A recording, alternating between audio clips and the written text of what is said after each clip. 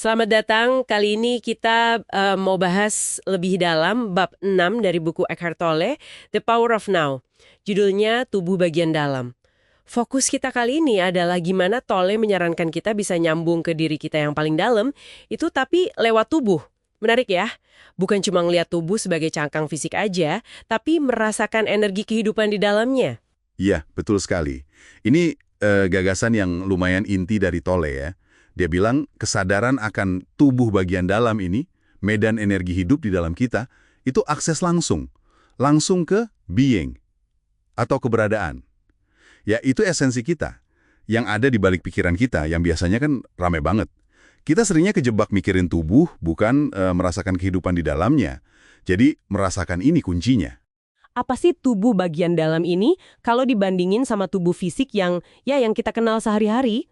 Nah, Tolle ngelihatnya gini, tubuh fisik itu ya cangkang luarnya, yang bisa kita lihat, kita sentuh. Tapi tubuh bagian dalam itu lebih ke medan energi. Nggak kelihatan, tapi itu yang menghidupi si cangkang tadi.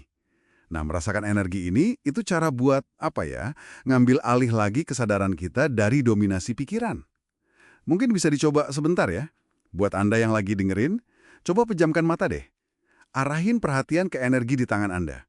Rasain aja ada kehidupan di situ, terus pindah ke kaki, perut, dada. Ini bukan konsep, bukan mikir, tapi pengalaman langsung. Nah, pengalaman ini yang bikin kita nancep di saat ini, di now. Dan dari situ kita bisa akses being, keberadaan. Jadi perhatiannya ditarik dari pikiran, masuk ke sensasi di dalam. Itu jadi jangkarnya gitu. Menarik, menarik. Kedengarannya ini agak beda ya dari banyak tradisi spiritual lain yang seringkali kan ngelihat tubuh itu kayak penghalang, sesuatu yang harus diatasi atau bahkan disangkal gitu.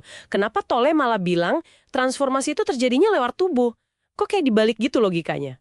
Betul, dia emang membaliknya. Bagi Tolle ya, tubuh luar itu mungkin bagian dari ilusi bentuk, ilusi waktu. Tapi di dalam tubuh itu, nah, disitulah ada pintu gerbang.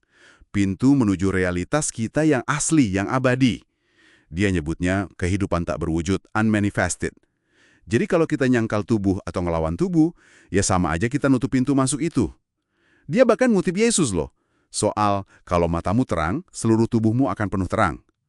Dia ngartiinnya itu sebagai kesadaran yang menerangi dari dalam. Jadi mendiami tubuh secara sadar, itu kunci buat merasakan realitas yang lebih dalam ini. Bukan malah menghindarinya.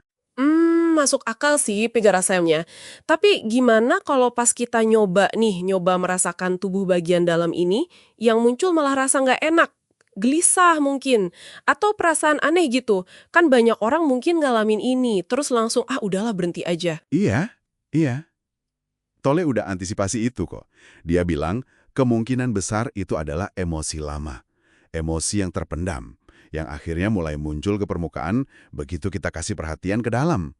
Nah, kuncinya itu bukan dilawan, bukan juga dianalisis pakai pikiran. Oh, ini gara-gara apa ya? Bukan gitu. Tapi cukup dengan perhatian penuh dan penerimaan. Acceptance. Yang sebenarnya itu adalah bentuk pengampunan juga. Cukup rasakan sensasi emosi itu di tubuh. Rasain aja sepenuhnya, tanpa ngasih label, tanpa bikin cerita. Perhatian yang murni ini, menurut Tolle, punya kekuatan buat ngelarutin sumbatan energi tadi. Dia nyebutnya badan rasa sakit atau pain body, kan? Pengampunan di sini artinya ngelepasin resistensi kita terhadap apapun yang lagi kita rasain saat ini. Oke, jadi nerima apa adanya yang dirasain, termasuk yang nggak nyaman itu, malah jadi bagian dari prosesnya ya, untuk bisa mengakses tubuh bagian dalam yang lebih dalam lagi. Ini jadi kerasa bukan cuma latihan spiritual yang, ngawang-ngawang gitu ya. Tolle juga nyinggung ada manfaat yang lebih konkret kan, kayak katanya bisa memperlambat penuaan, atau ningkatin imunitas. Kok bisa gitu? Iya, dia ngehubunginya secara langsung. Gini logikanya, kalau kita terus-menerus nyambung sama tubuh bagian dalam, artinya kita jadi lebih sering hadir di saat ini. Benar-benar di sini. Ini ngurangin akumulasi waktu psikologis. Tahu kan? Nyeselin masa lalu, khawatirin masa depan. Nah, waktu psikologis ini yang menurut dia berkontribusi ke penuaan sel. Bikin stres gitu. Terus, makin banyak kesadaran di tubuh, itu juga bikin strukturnya secara energi jadi kurang padat. Lebih ringan, lebih hidup. Ini yang dia bilang bisa nguatin sistem imun. Baik imun fisik maupun imun psikis. Maksudnya, frekuensi energi dari kehadiran ini kan lebih tinggi ya. Jadi, secara alami lebih tahan sama negativitas atau energi-energi yang nggak sehat gitu. Bahkan ada meditasi simpel yang dia sananin, kayak membanjiri seluruh tubuh dengan kesadaran. Rasain aja medan energi internal itu sepenuhnya. Wow, terus dia juga nyambungin kesadaran tubuh ini sama kreativitas dan mendengarkan ya. Gimana tuh hubungannya kok kayaknya lompat ya dari imunitas ke kreativitas? Iya, sekilas kayak lompat, tapi koneksinya ada di ruang, space.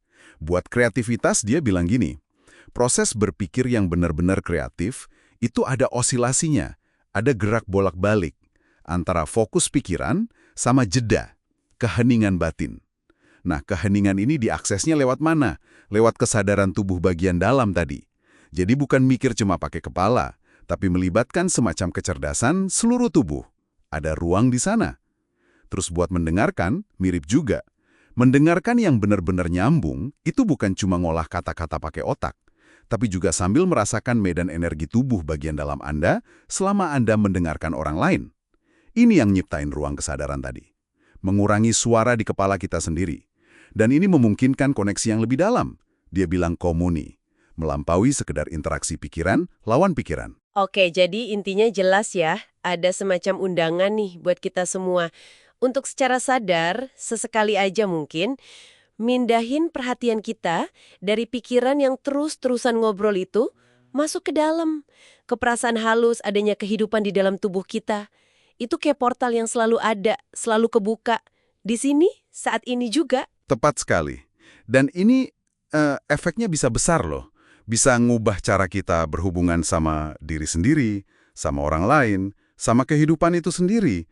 Kita jadi nggak cuma ngelihat tubuh sebagai ya objek fisik yang bahkan rusak, tapi mulai merasakan kehidupan abadi yang sebenarnya menghidupi tubuh itu dari dalam. Nah, sebagai penutup nih, mungkin ada satu hal yang bisa kita bawa pulang buat direnungkan dari bahasan kita kali ini.